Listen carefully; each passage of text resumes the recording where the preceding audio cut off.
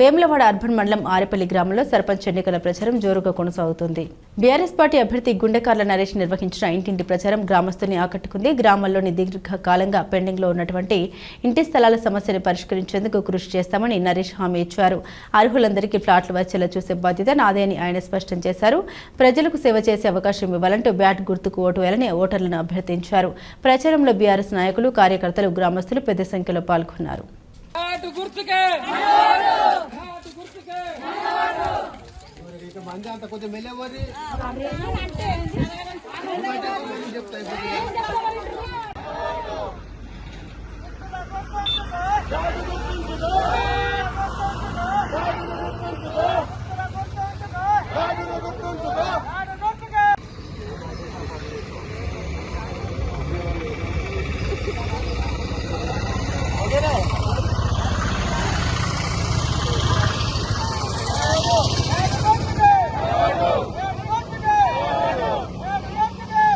ఆరేపల్లి గ్రామ ఓటర్ మహాశయులకు నమస్కారం.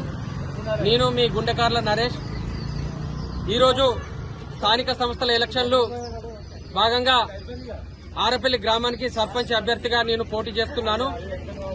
నా గుర్తు బ్యాటు గుర్తు. నేను ఆరేపల్లి గ్రామానికి గత 10-11 సంవత్సరాల నుంచి వెళ్ళి అహర్నిశలు అందరికీ అందుబాటులో ఉంటూ ఆరేపల్లి గ్రామ అభివృద్ధిలో ప్రతి నిత్యం నేను అందుబాటులో ఉంటూ గ్రామ అభివృద్ధికి ముందున్నాను. అలాగే ఇప్పుడు కూడా నేను పదవి ఉన్నా లేకున్నా గతంలో పదవుల కోసం కాదు, నేను ఓన్లీ ఆరేపల్లి గ్రామ అభివృద్ధి కోసమే ముందుకొచ్చిన.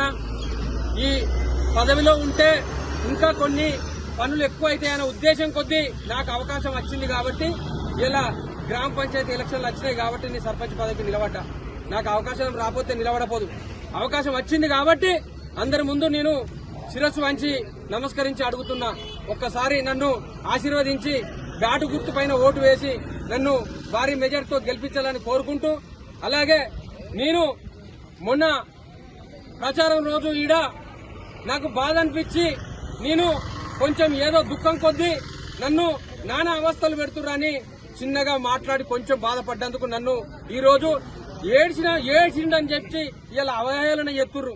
నేను ఏడ్చుడు కాదు, అది బాధ, దుఃఖం.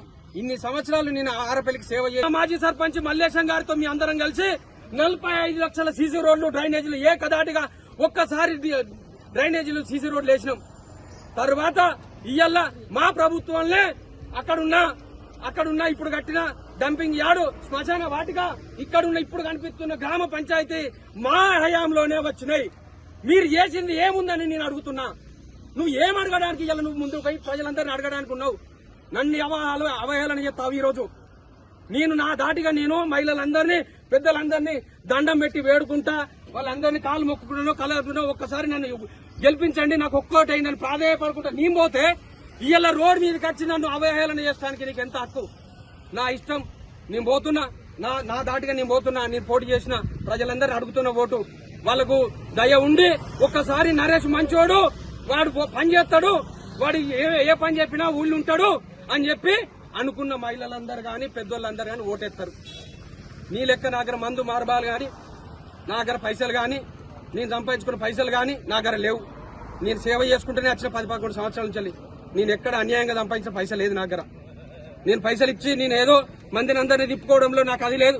నాకు ప్రేమ కొద్ది చెప్తున్నారు అందరూ, అక్కలు, అవ్వలు, అందరూ, అన్నలు, పెద్దలు, బాబులు అందరూ నాకు ప్రేమ కొద్ది చెప్తున్నారు.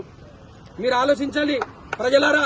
ఒక్కసారి ఆలోచించి నన్ను బ్యాటు గుర్తుపై ఓటు వేసి నన్ను గెలిపించినట్లయితే నీకు ప్రజలకు రుణపడి ఉంటాను. అలాగే గ్రామంలో ఎల్లవేళలా నేను అందుబాటులో ఉండి ప్రజలందరి సమస్యల కోసం పోరాడతా. ఇప్పుడున్న ప్రభుత్వం అధికార పార్టీలో ఉన్నారా? గెలిచిన వాళ్ళందరూ ఫస్ట్ అధికార పార్టీలో ఉన్నారా? ఇప్పుడు గెలిచిన వాళ్ళందరూ అధికార పార్టీలో గెలిచిరా? బయట పార్టీలో గెలిచి అధికార పార్టీకి వచ్చిర్రు. అధికార పార్టీకి వచ్చి ఇలా కళ్ళబొల్లి మాటలు చెప్తారు. ఇంటికి వచ్చి ఇగో పట్టాలు వస్తున్నాయి, లొట్టాలు వస్తున్నాయి, తీసుకోరు. రేపు పొద్దున్నే వస్తాయి, ఎల్లుండే వస్తాయి, మాపే వస్తాయి, రేపే